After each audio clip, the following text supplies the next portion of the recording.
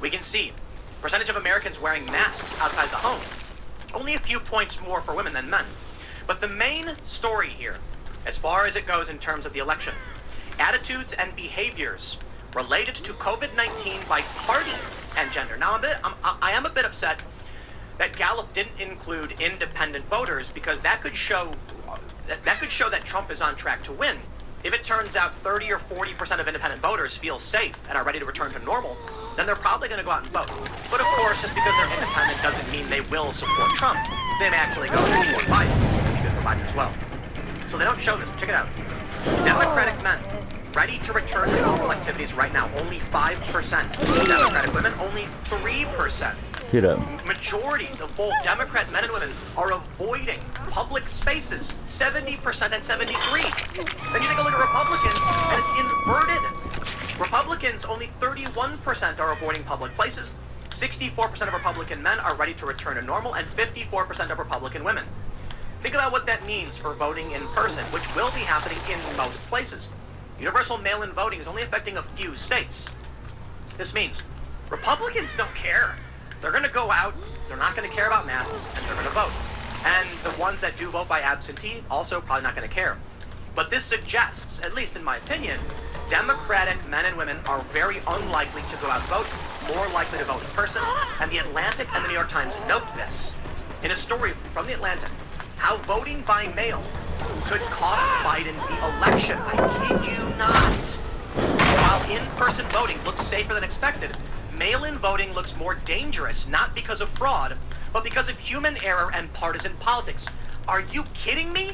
You mean if the Democrats just listened to Donald Trump, they would be better off? Trump has been saying over and over again, fraud, fraud, fraud. It's not because of fraud. And I said the same hoping thing. you would do that. It is not fraud. Trump needs to get off the fraud train because it's impropriety and error. The margin of error for mail-in votes, according to the New York Times, is 2-1 compared to in-person voting. You are twice as likely to have your vote discounted. According to the Washington Post, the groups most affected by this will be minority voters and young voters. The voting bloc's Democrats are counting on to win. Could you imagine if the liberals are right and the Democrats just get disqualified because of this? The New York Times is a similar story. As Trump sows doubts on mail, some Democrats push in-person voting. Good for them. Look, man, Trump's right. Mail-in voting has its issues. You want to vote, and we want to make sure your votes count. I want to read you this story from The Atlantic, because this is a serious statement. How it could cost Biden the election? I mean, that would be scary for Democrats, right? But I want to give you the hard and official warning first. From WHIO TV 7, California election officials to voters, stop disinfecting your mail-in ballots. I couldn't believe it when I saw this. People are actually spritzing down their ballots and smearing the ink. It's becoming garbage. Don't do this. Please. We want all votes to count.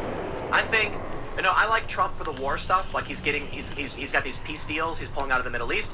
That's big for me. Banning critical race theory is big for me. But look, I'm a big boy. If Donald Trump loses, I'm going to laugh. Joe Biden, I can't believe he'd win if he does. But hey, I laughed when Trump won too. I'm not going to cry about it. I want your vote to count. I want everyone to have their say. And that means if you're a Democrat scared of COVID, your vote counts. Do not disinfect your ballots. Take a look at this. They have some photos. Stephanie Lynn says, do not do this if you want your vote to count. Election officials tell me they've gotten at least 100 damaged ballots so far from voters who've tried to disinfect the paperwork. In one case, someone tried to microwave their ballot. Oh, no. Oh, man. Now, these are not all Democrats, mind you, but California is 2/3 Democrat in the state. Could you imagine? Republicans aren't scared of COVID. For the most part, they're less likely to be doing things like this. The registrar of voters tells me pink envelope and mail-in ballots were processed by machine weeks ago and are safe to handle. Oh, you got a Damaged fucking... ballots will not be processed. Quote, we understand if for the outgoing white envelope that you get, that maybe the mail service carrier may have touched, you want to kind of hold it aside for 24 hours. Bailey Canelos told the news station. Everything inside the pink envelope, the ballots themselves, they have been she's not a very good survivor, so weeks ago, she should so be they are alright. safe. Officials told KCRA that they are working to get new ballots to people who sent in damaged ones. Good, good, good. I want their ballots to count. This was a mistake. But think about this. People are voting early. If people start doing this in large enough numbers, and what did they say? 100 ballots? If someone tried to microwave it, at least 100. That's a lot of votes, man. And if that happens in places across this country, mostly in blue areas, where there's a tendency to be more scared of voting. Yikes, man. Now, I want to make sure I get the context correct. When we say that Democratic men, 5% are ready to return to normal and women are only 3%, it could be because many of these people live in urban centers where there's a ton of people.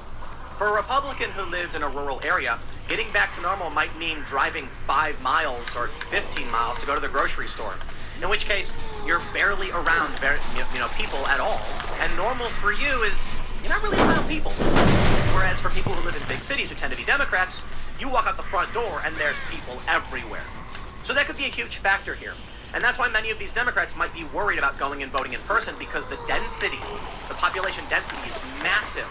Although I was in New York for the last election, and some of these polling places were absolutely empty.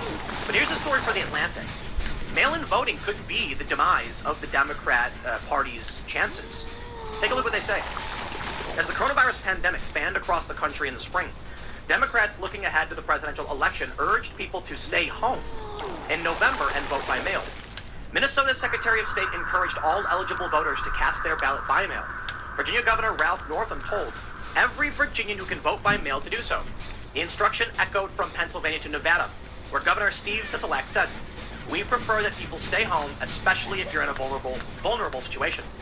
The message was heard loud and clear. An August Wall Street Journal NBC poll found that roughly half of Biden voters expect to cast their ballot by mail this fall, an unprecedented figure.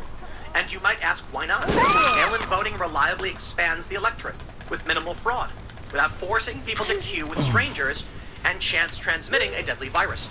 But the past few months have complicated the idea that voting in person is risky and that voting by mail is entirely risk-free. Trump's made a big mistake. Trump kept saying voter fraud. There's voter fraud. I think it'd be absurd to ignore the instances I've actually covered, where they've arrested people for voter fraud. But the real problem is error and impropriety. And what I mean by impropriety is in Maryland, I think it was Baltimore, maybe somewhere in Maryland, 68,000 votes were held by the post office for 5 days for unknown reasons. Impropriety, what I mean by that is laziness, neglect, no real malintent, just no chain of custody. So ballots just end up sitting on the floor for a week and then election's over. You've also got ballots getting rejected because people who don't know how to fill them out don't know how to fill them out. And thus, you end up with people losing their vote. And it tends to be Democrats. Why? Because they're the ones voting by mail. Universal vote by mail may have been the biggest gift to Donald Trump, and he's been fighting against it. Isn't it weird? If the Democrats just listened to Trump on this one, I know he kept saying fraud over and over again, he's wrong. They would have been better off. Now they're desperately trying to tell people to go and, okay, drop your vote off in person. That doesn't solve the problem. What if someone disinfects their ballot and then drops it off in person? Meaningless. What if someone doesn't know where to sign and drops it off in person? Now the signature's in the wrong spot? Meaningless. One of the biggest problems with the primary is that these mail-in votes weren't being signed properly. Some ballots you had to sign the outside, some on the inside. Then you got 2 different envelopes. People who didn't know what to do made mistakes and got disqualified. First-time voters, most impacted.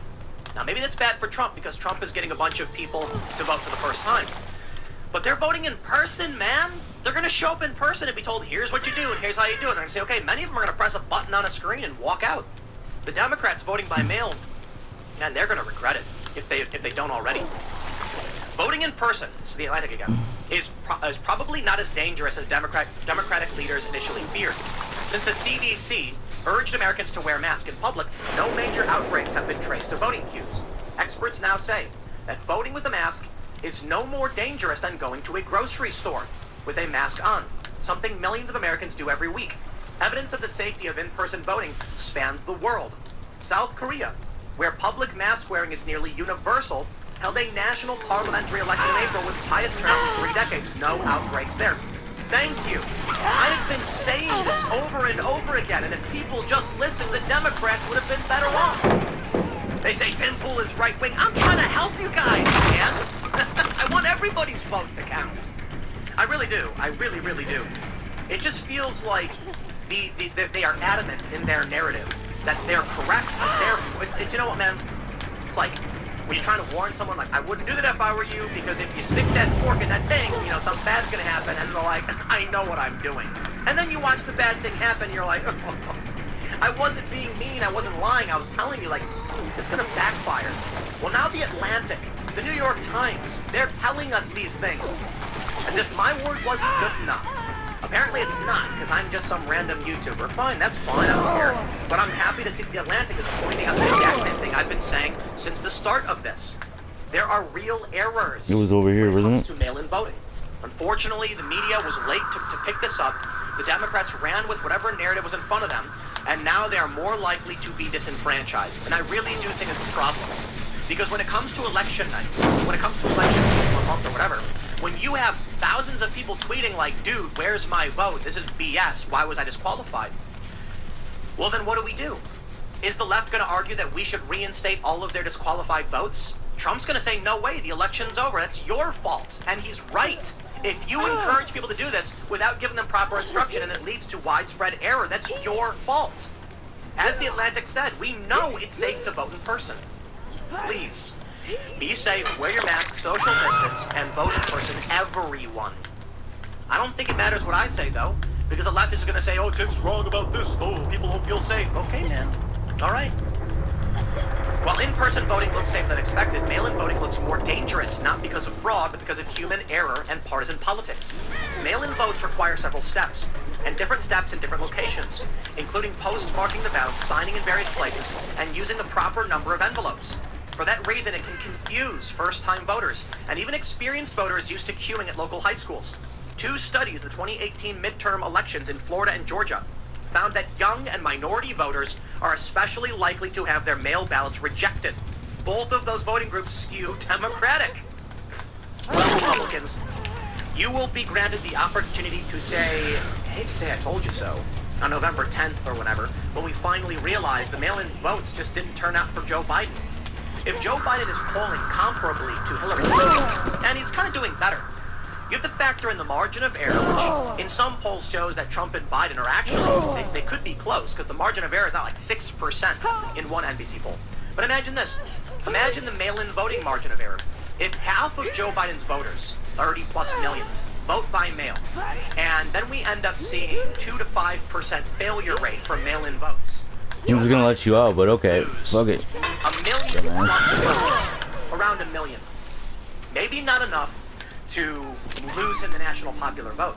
But Donald Trump won the Electoral College in some states by razor-thin margins. Could you imagine if 100,000 votes in, say, Ohio were wrong, and they skewed Democratic, 70 to 80,000 were Democrat votes? Wow, man. It's going to be a disaster. They're going to call for, like, an election do-over.